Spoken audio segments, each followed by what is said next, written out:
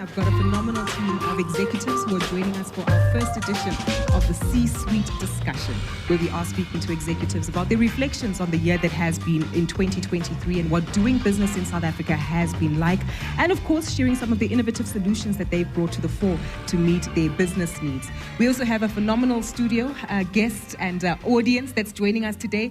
For many of you who might be in your cars, at home, listening via the app, maybe you won't believe me, so I'm going to ask the audience to cheer, because usually it's just myself and Bra Eddie in studio, but on the count of three, maybe you can all just say Kaya Biz. So 1, 2, 3. Kaya Biz! There we go. That's the energy we're talking about, and I must tell you, we're appreciative to each and every one of you who have made your way through today to join us for this conversation. It's a phenomenal one, first of its kind, and as you can imagine, given that we recently won the Best Business and Finance Show Award at the Telkom Radio Awards for 2023. Yep. We thought we'd change things up slightly. But of course, that doesn't mean that we're not neglecting the news day that we have for you. Today, we saw the GDP print for the third quarter of this year coming in, and of course, showing a contraction of 0.2%, raising some concerns about the exacerbating factors that load shedding and, of course, Transnet Freight Rail does have on our economy. Not coupled with that as well, we have seen, of course, that much of the news flow around companies and business does raise concern, with a few of our listed entities who are going through business rescue at the moment, mulling and raising some concerns around high costs, and in particular that's with reference to Tongaat Hewlett. But despite all of that, that's just a quick update on the news and some market insight that we'll go into in just a moment. Stay with us, because over the next hour of the show, the first hour, but of course all the way to 8 o'clock, we will be speaking to representatives of African Bank, a key institution which is actually making its way to go ahead and list in 2025. The Chief Financial Officer joins us this evening to give us some insight into their operating environment in the country, some new innovative solutions that they've brought forward, and of course what we can anticipate as customers and potential shareholders in the business in future. We'll also be speaking to the CFO of MTN South Africa to give us more details about how they have built resilience within their networks, making sure that you and I can remain connected when we take calls, but of course also a further understanding of some solutions that they're looking to also bring forward, not just on technology and connectivity, but of course also looking at artificial intelligence there. Speaking of artificial intelligence, how many of you typically order takeaways using Uber Eats? Yes, no, maybe? You can shout it louder. We can't see you, so we need to hear you on radio. You do. Perfect. Well, in this office today, we certainly have a key representative and someone who's literally responsible for the growth of Uber Eats, not only in South Africa, but sub-Saharan Africa.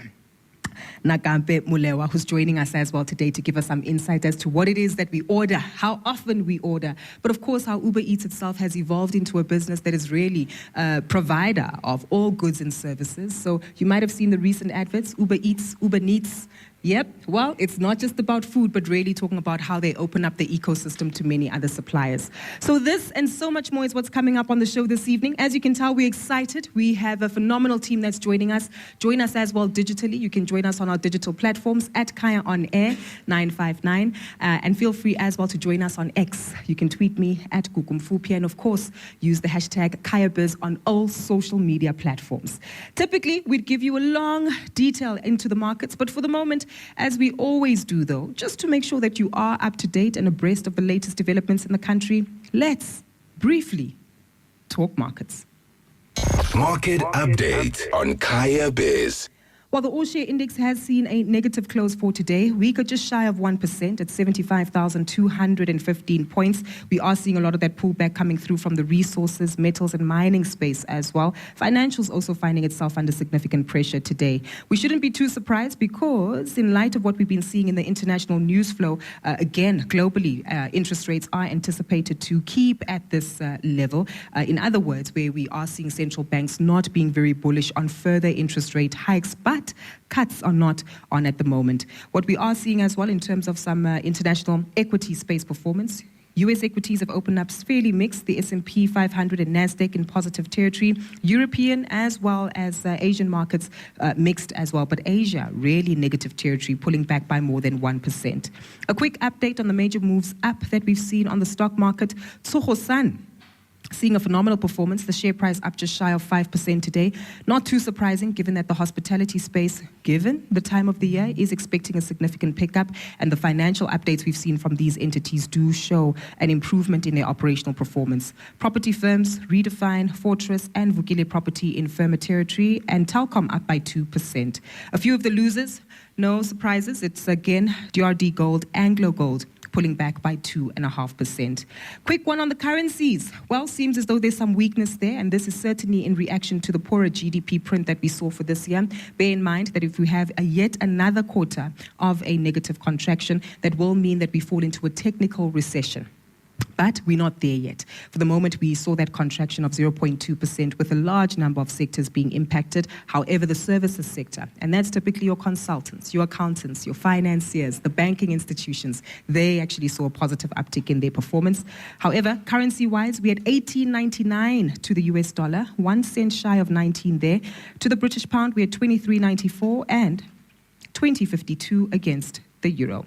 Well, that's what we see in terms of the market activity today. Do bear in mind some of the major themes we see unfolding, impacting South Africa's environment will be weaved into our conversation today. So we will talk about economic growth, the frustrations around load shedding, the cost that it has had to business, but most importantly, how the amazing C-suite executives we have joining us today are solving for these solutions. That's your market update for today. Kaya 959 congratulates Kaya Biz, winner of the 2023 Radio Award for Best Business and Finance Show. Indeed. Well, we shift gears now to talk about our very first company and conversation as we reflect on our C-suite discussion for this year. Now, for many of us, if you happen to listen to the show and many other business shows out there, you'd be well aware that the economic environment in South Africa has been very bleak.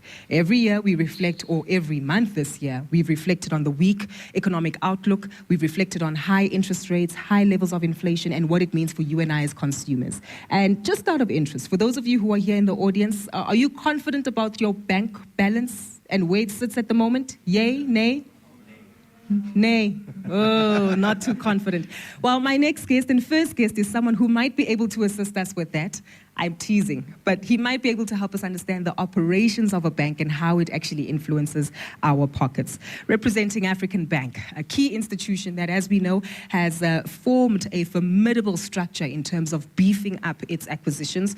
African Bank recently acquired the likes of Ubank, of course, Grindrod, and most recently a division of Sasfins Bank, essentially looking to build up on the capacity and capability to offer lending, not just to you and I as individuals, but also organizations that are critical to the building of this particular economy. So joining us is the Chief Financial Officer of African Bank, Anbann Chetti. Such a pleasure to have you with us, sir. Yes, thank you so much, Gugu. I really appreciate being on the show as well. I must say... And firstly, to the audience, just to say, if they're struggling with their bank balance, we've got an account called My World that pays interest from the first rand put in. So that can definitely help you through December as well. How much interest are we talking, though? Because that makes a difference, right?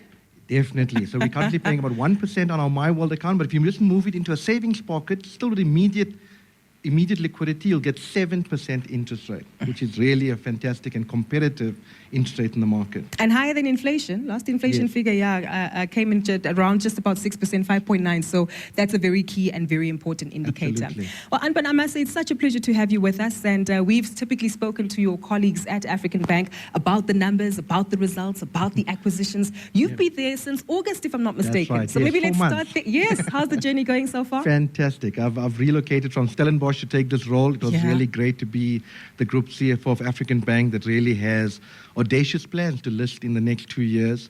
Got a great exco team working with Kendi Bungani, also known as KGB. We've worked previously in another organization, fantastic leader. So really looking forward working with the team. We're really gelling. We've got almost a brand new exco over the last 2 years. True. And we're working together really well. 100%. And maybe let's reflect on that. Speaking about African Bank and, of course, some of the moves that it made recently, there was a significant change that the bank had to implement in terms of merging all of these businesses in order to build up the significant corporate that it is. And as a result, actually minimize the losses that it saw within the previous quarter. Maybe talk us through that, the strategic direction of, bringing in all these various sectors and parties to really build a new formidable African Bank, which is planning to list. Absolutely. So if you look at from an African Bank perspective, a year ago, we're really mainly diversified into consumer banking or personal loans, effectively.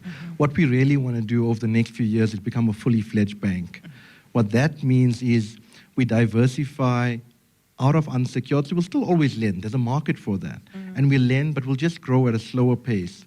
Where we're going to focus on accelerating our growth is in secured lending, and that's where we're already piloting our home loans with our staff, and we'll chat, I'm sure, further about that as well.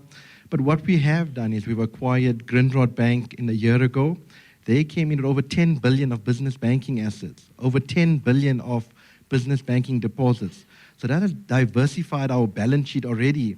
When we ended FY23, we're sitting with a balance sheet of 2/3 of unsecured lending, 1/3 of secured lending. A year ago, that was a 90-10 split. So we had 90% of unsecured. So that gives you a diversification of balance sheet.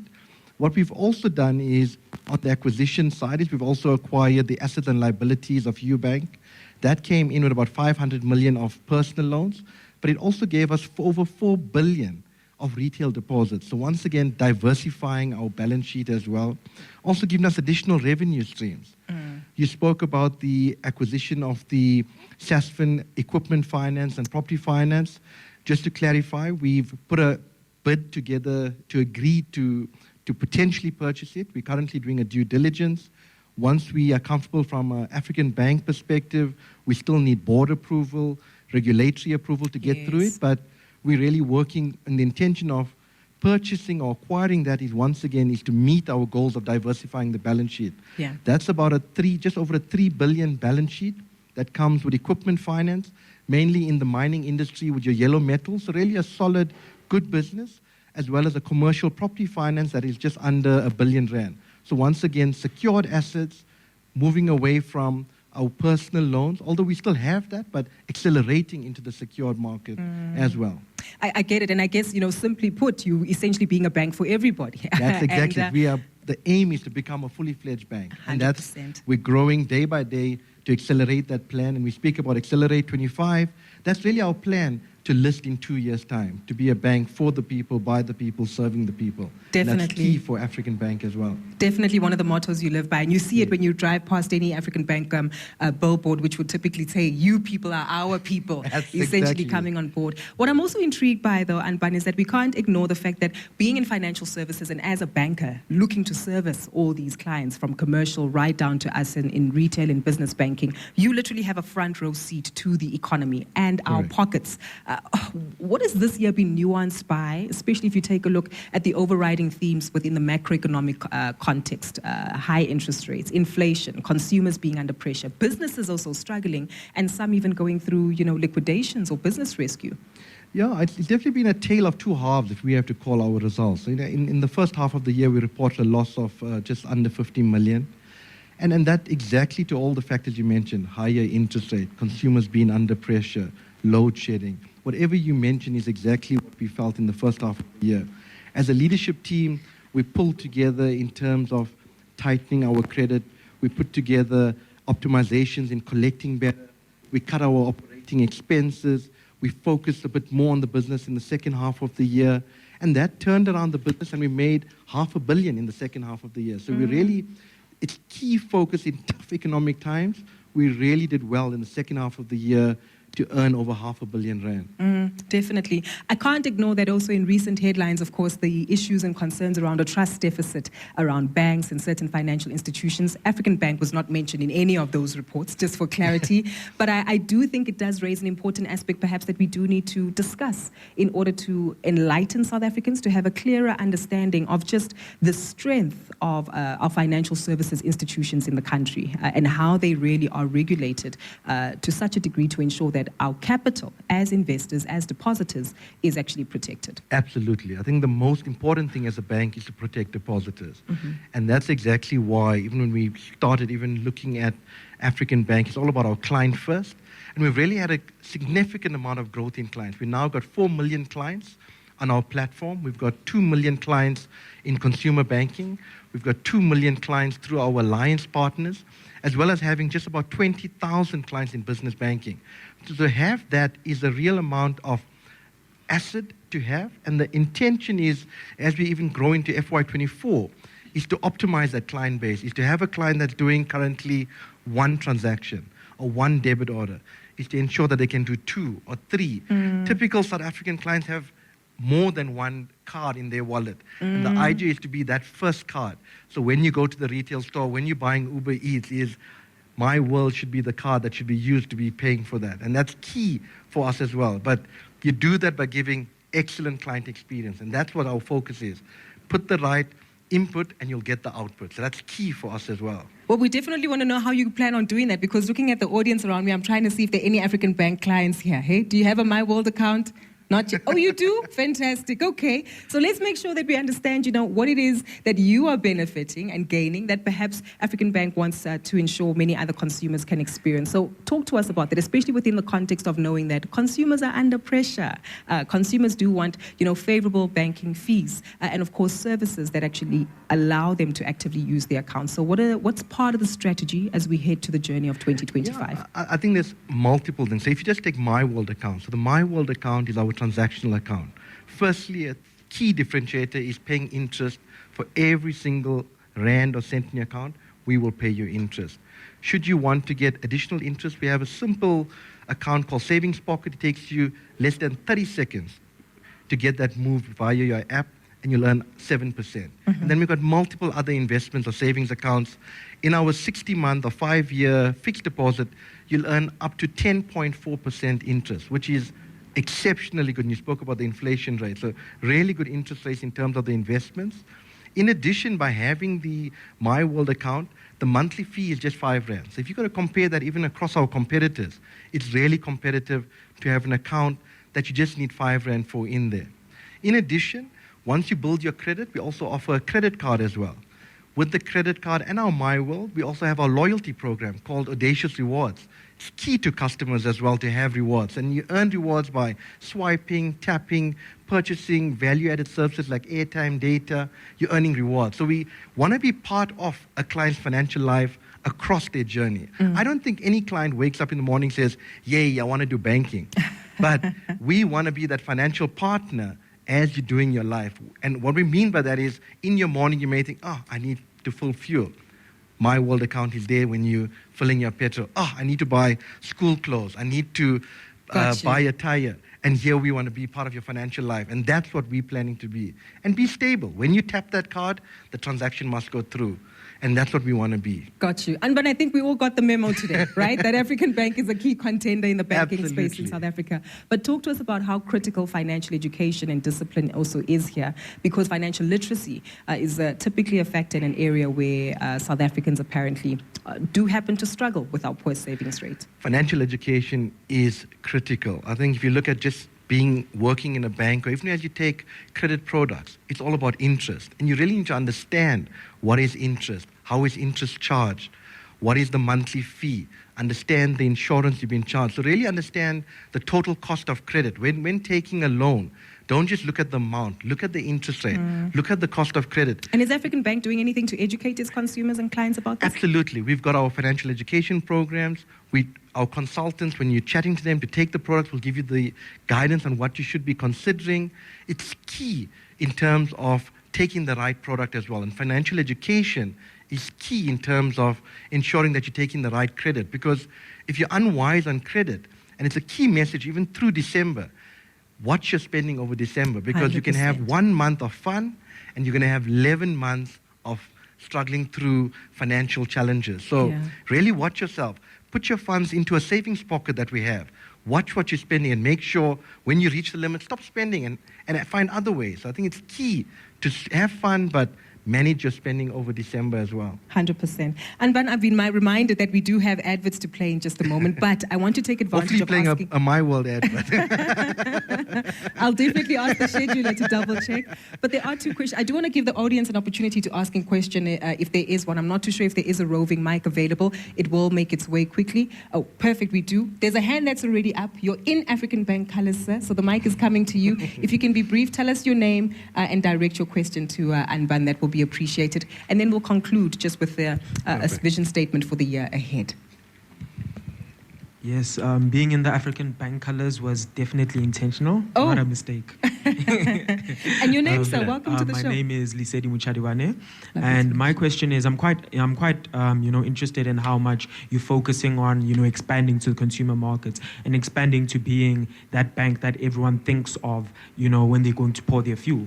But normally, once people are in their 30s and they've, reached that age, they're already set in their ways, and it's very hard to change their habits by then. They're already on Standard Bank. They know that they use Standard Bank to fill their fuel. So I wanted to ask, have you ever considered maybe rather targeting the youth rather? Because on average, most students, once they open a bank account when they're 16, 15, they stick with that bank until they're mid-30s, mid-20s, and even though it might be an investment, even if you spend 500 Rand to advertise to one student, 10, 20, 30 years later, you'll make 1,000, 10,000x on that investment once they do their first student loan with you, their first salary with you, their first home loan, and so on and so forth. This is beyond the question. This is a job application. You sound like you need to work for African Bank, but you raise a very valid point, right, in terms of attracting new customers in an already saturated market. So I guess your response to absolutely. I think when we're looking at our client base and having our 4 million client base, youth is critical as well. And it's not just about youth, but you've got to look across the market. And what we focus on is ensuring that we're giving the client the best client experience, meeting you at the right stage of your life, sending you the right communications. If you're a youth, we should be chatting to you about things that youth will need. If you're about to retire, let's make sure we're chatting to you about retirement products. If you're about to get married, we need to understand your life stages. And that's why it's key to have those clients on your platform, because by having the transactional data, you can see when clients are purchasing for a baby, when someone's purchasing something for a house, and then you can have the right communication. And then you understand, yes, this bank is not just a bank, but it's actually walking my journey with me. And how does it changes the message as I go through the different life stages? So it's key as part of growing the bank as well. 100%. Fantastic. I'm going to give one more person an opportunity to ask a question before we right next to you. Perfect. Go ahead and introduce yourself, sir. Hi, my name is Hlanganiso Maluleke. I'm from Cherryl. We build customizable trailers. You've actually been a guest on our Economics feature, so good to have you back. See how we all find our way back home. And thank you so much for inviting me back. Fantastic. It's quite nice to be here. So essentially, my question is primarily within business growth, right? So I'm an entrepreneur myself. So essentially, I'm really curious on the stuff that you currently have, or maybe planning on actually having, that are for business growth, right? So whether it is from non-financial products, from loans, grants, anything of that sort, or maybe even stuff that you need to learn, maybe that like educational products or something of that nature. What does African Bank currently have, and what does it actually have, for the future? Something that can is not found with these other guys, or maybe something that can be found with them, but can be done in a much more tailored way. Because from what you are saying, you want to understand what these guys are doing, and also even our businesses, right? So what is it that you currently have and maybe you'll have in the future? Perfect. I think it's a brilliant question. I think it's more about where we're at right now. So just to speak about African Bank, we purchased Grindrod Bank about a year ago. Effectively, we're waiting for a Section 54 application, and then Grindrod Bank becomes a division. It'll be our business banking division. And Section 54 is just referring to the regulatory environment to have the bank within your holding. Correct, and it becomes a division of ourselves, effectively. What's key for that is that gave us the business banking arm. Within our current business banking division, we currently mainly focus on having loans and having deposits. What we feel and what we, from our research, have known is that there's a huge market of entrepreneurs that have been underserved. And what we're seeking to launch is 2 new products in the coming, I would say, around the next 6 months. And we're already piloting the first being, we call it business transactional account. What we're starting with business transactional account is ensuring that the businesses that we give lending to and have deposits with us can also do their transactions. So live their day-by-day lives with us as well. So we're piloting that currently, and that will launch to market. The second piece is that we're launching in the next few months is digital lending. So as we've got the client's business transactional accounts, we want to do digital lending. So a client can be at their business premises doing an application, and we will lend to them based on having the transactional account, understanding the business. We can lend to you, and most probably collect on a daily basis, a weekly basis, based on your point of sales, we'll collect. So we partner with you along that journey. So that we feel is really going to be disruptive. And the reason why we want to do digital lending as well is, as entrepreneurs, you need to be where you need to be. We don't want you being in our branches when you need to be selling something and meeting clients. So when you can start your application, stop your application. When you're free in the evening, continue. And we will service you 24/7. 100%. Yeah. Thank you so much for your question, Mr. Maluleke. Hopefully you both had solid responses. If not, you can grab Anbann before he leaves tonight. But Anbann, to close off with, literally in 30 seconds, we've spoken a lot about the bank in terms of servicing its customers and its clients, of course, which is critical to your mandate and your operations. But talk to us as future investors in this room. 2025 is the year of listing. We're aware that has been your strategy and your goal. There is a retail market of investors that is vibrant and always eager to actively participate. How is that playing a role in your strategy going forward? Absolutely. Everything in our strategy is linked to the listing of the, we call it Accelerate 25, which is our name that we've given it internally. And the plan for that is to build a fully fledged bank for the people, by the people, serving the people. We really feel from African Bank, there's a brand out there that can build itself, grow, diversify from not just being an unsecured lender, but being a secured lender into the home loan market, being a business bank, growing business banking, assisting entrepreneurs, being a bank for what South Africa is. And that's what we see, the opportunity for African Bank, and that's what we see will make us a perfect listing and a perfect stock in the future for everyone to be invested into. So when the IPO happens, all of us can have an opportunity to own a share of the pie? Definitely. Perfect. Fantastic. Anbann, really appreciate your time, sir. Thank you. We've gone over time, but we don't mind because you've given us some solid insight, as we'll continue to hear from many of your peers here this evening. Thank you so much again for your time and all the best going forward. Yes, thank you so much for being on the show. Fantastic. That's our guest this evening, the Chief Financial Officer of African Bank, Anbann Chetti, who's joined us to give us some insight into the institution. As you've heard, doing a lot in order to diversify its base and, of course, preparing adequately in order for the listing in 2025, where perhaps we won't just be customers, but also shareholders of the business going forward. It is 26 minutes to 7 o'clock. Let's quickly get some ads, and when we come back, we'll hear from the Chief Financial Officer of MTN South Africa, Dineo Molefe, who'll give us some insight into how they've been making sure you and I can stay connected on our calls and on our data, given the significant investments that they've made into infrastructure and network sustainability.